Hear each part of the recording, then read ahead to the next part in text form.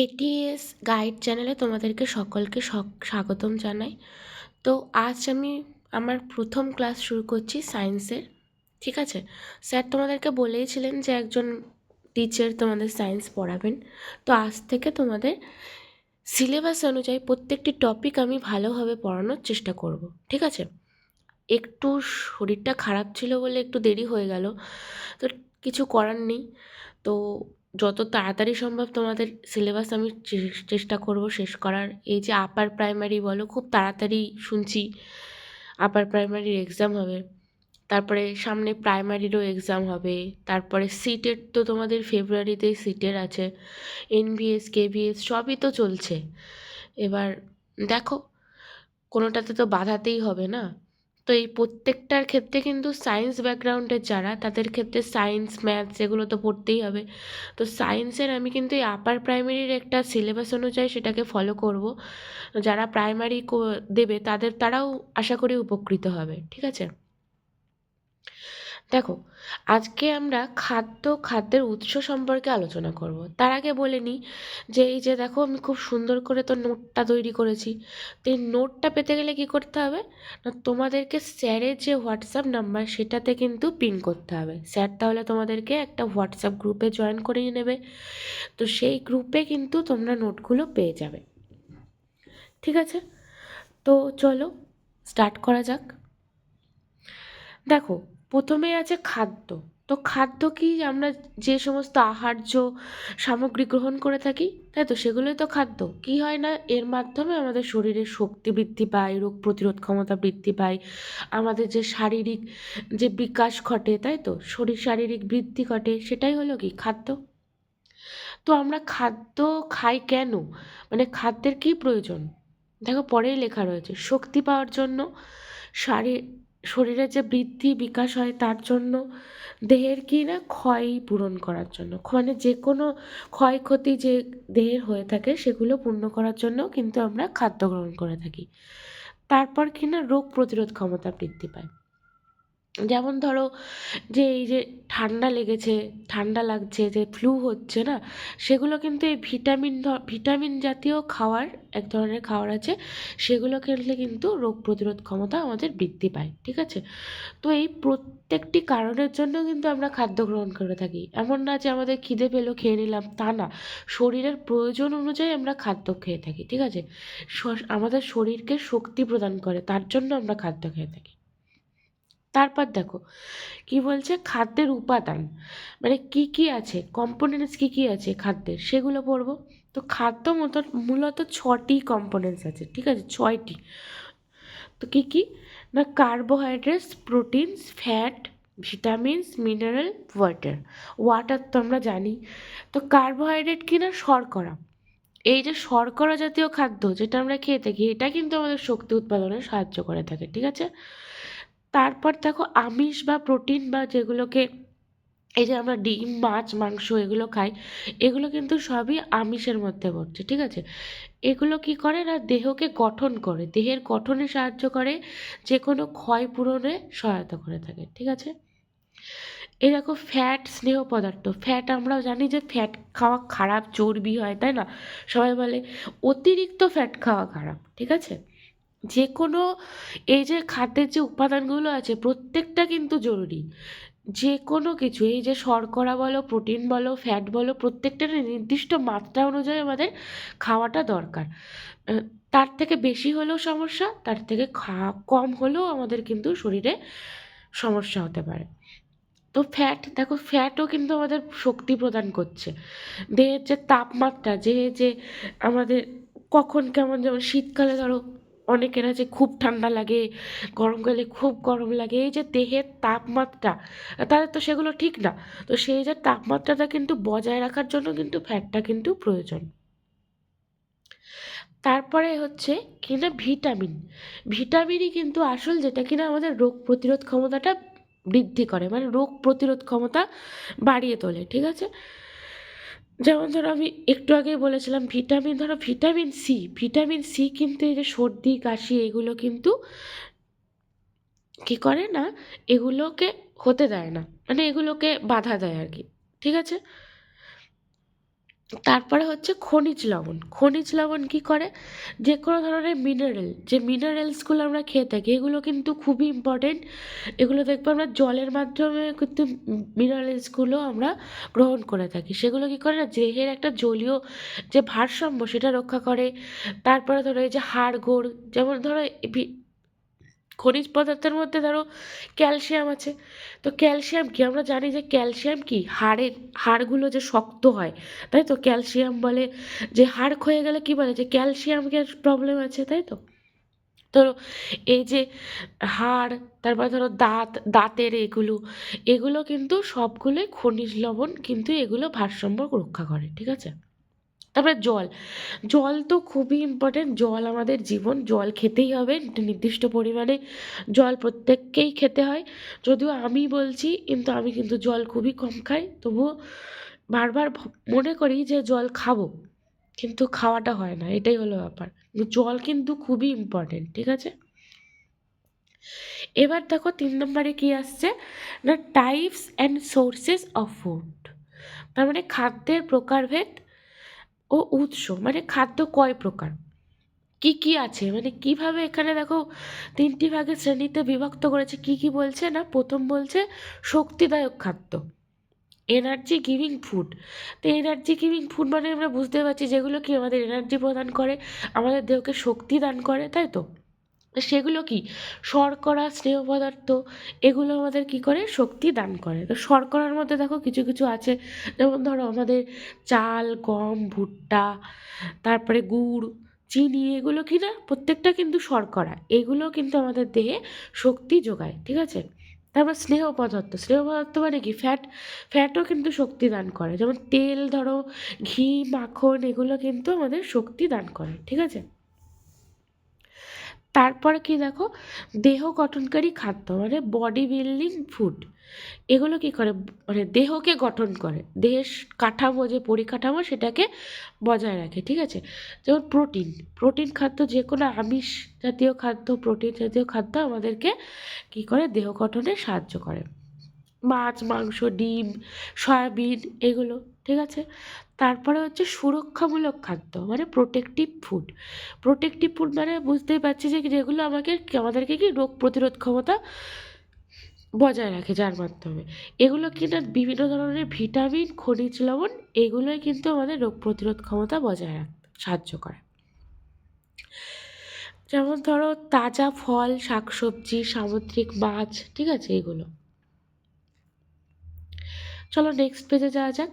তার আগে বলি, তোমরা কিন্তু অবশ্যই অবশ্যই চ্যানেলটিকে সাবস্ক্রাইব করবে, বেশি বেশি ভালোবাসা দেবে। কারণ দেখো, এই আমি সায়েন্সের ক্লাস শুরু করেছি, এরপরে আবার ম্যাথসের ক্লাসও আশা করি শুরু হবে খুব তাড়াতাড়ি। তারপরে যদি আর্টসের ক্লাসও করাতে হয়, তো আমাদের কিন্তু সাপোর্টের খুবই দরকার। এই চ্যানেলটাকে আরও এগিয়ে নিয়ে যেতে হবে, তাই তো। যত এগিয়ে নিয়ে যেতে পারবো তত তোমাদের সবার কাছে পৌঁছাতে পারবো আমরা, তত কী হবে না, আমরাও তোমাদের মাধ্যমে উপকৃত হবে, তোমরাও আমাদের মাধ্যমে উপকৃত হবে, ঠিক আছে। তো যদি নোটসগুলো পেতে চাও, অবশ্যই কিন্তু হোয়াটসঅ্যাপ নাম্বারে পিন করবে, ঠিক আছে। স্যারের যে হোয়াটসঅ্যাপ নাম্বার দেওয়া ছিল দেখবে ওখানে, সেখানে কিন্তু অবশ্যই পিন করবে। দেখো, তারপর বলছে 4 নম্বরে খাদ্যের উৎস, সোর্সের অফ ফুড। খাদ্যের উৎস কী কী না, উদ্ভিজ্জ খাদ্য আর প্রাণীজ খাদ্য, ঠিক আছে।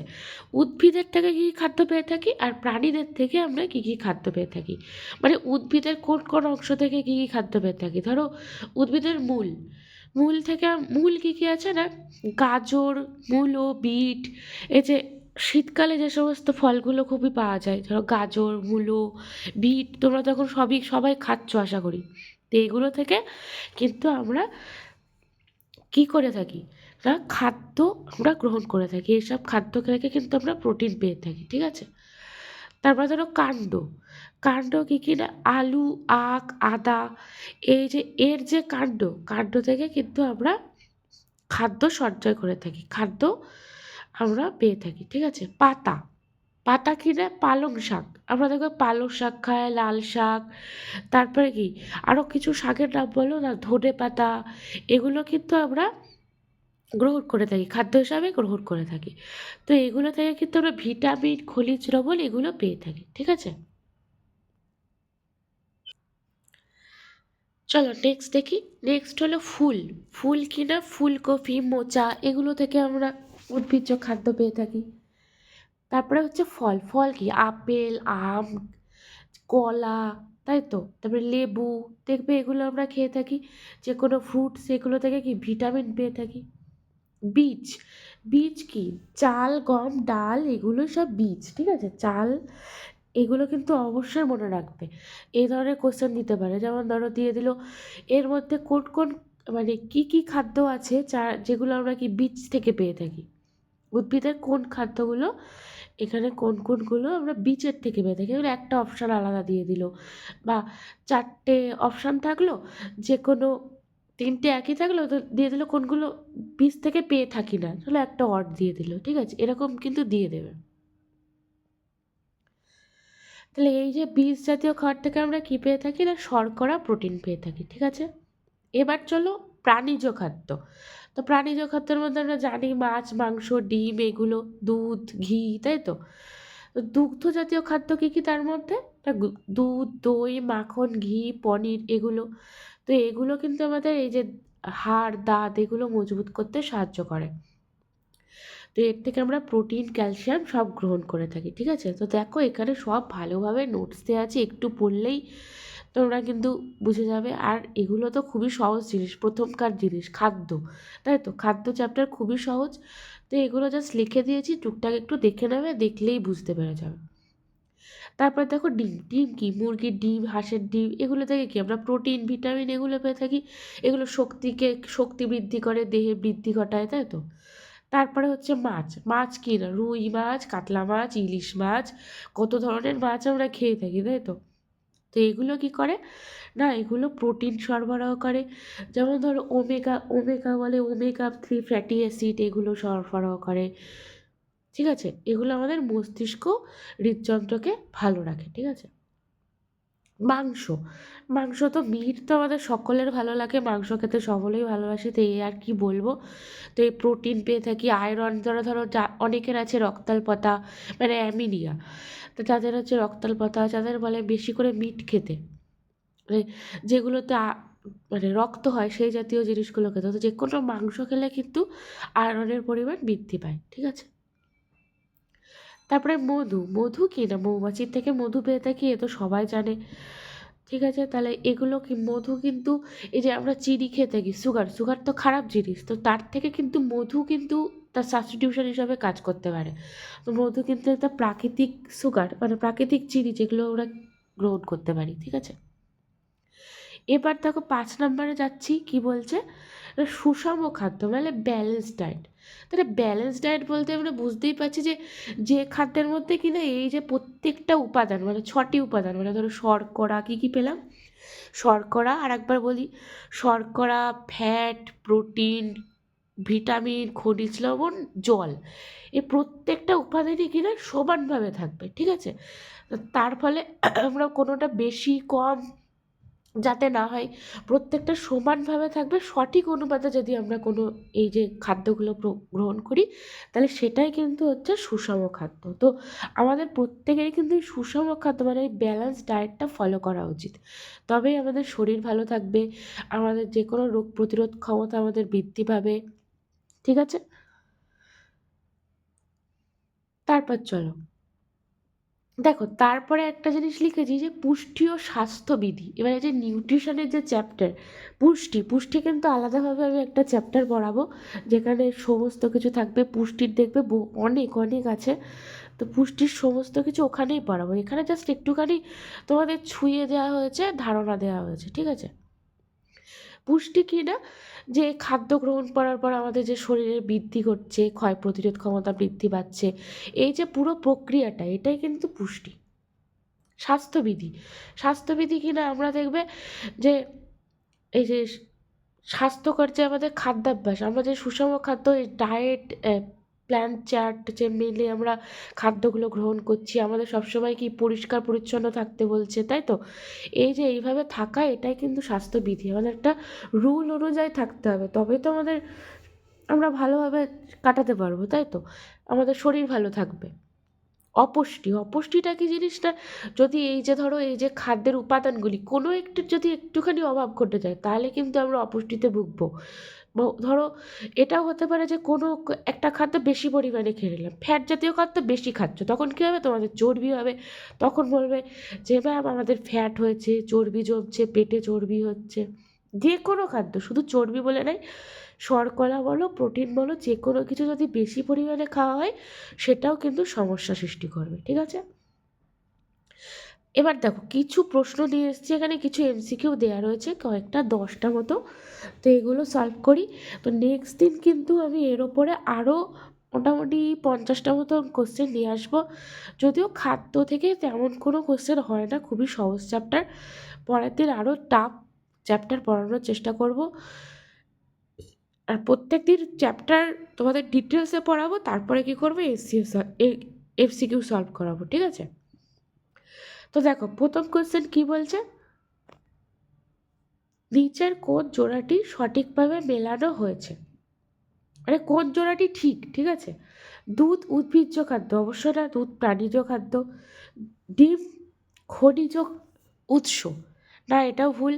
মাছ প্রাণীজ খাদ্য, একদম ঠিক। তাহলে কোনটা হবে অ্যান্সার? সি, ঠিক আছে?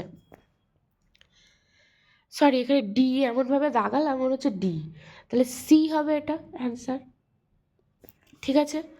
এবার দেখো সেকেন্ড নাম্বার কি বলছে, নিচের কোনটি উদ্ভিদের বীজ থেকে পাওয়া খাদ্য, বীজ থেকে পাওয়া যায় কোনটি? আলু, না আলু হচ্ছে কাণ্ড পড়েছি, গাজর হচ্ছে মূল, তাই তো? গম, পালং শাক, পালং শাক তো দেখেছো শাক জাতীয় খাবার, তাই তো? তাহলে এখানে কোনটা হবে অ্যান্সার? না গম, ঠিক আছে? সি হবে অ্যান্সার। 3 নম্বরের কোশ্চেন কি আছে, শিশুদের বৃদ্ধি ও দেহ গঠনের সহায়ক খাদ্য কোনটি? মানে শিশুদের দেখবে সবসময় বলে, ডাক্তারের কাছে গেলেই শিশুদের বলে প্রোটিন জাতীয় খাবার খাও, প্রোটিন জাতীয় খাবার। তাহলে কোনটা হবে এখানে?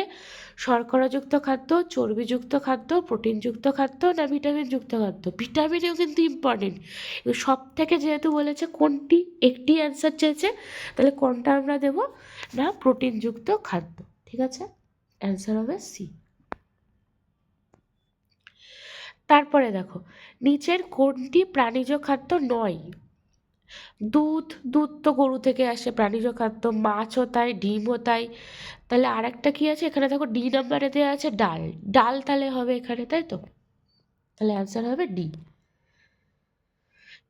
এবার দেখো তারপরে বলছে মধু পাওয়া যায়, তাহলে মধু তো আমরা জানি মৌমাছি থেকে পাওয়া যায়, এ আর কি বলবো? তাহলে অ্যান্সার কোনটা হচ্ছে এখানে? বি।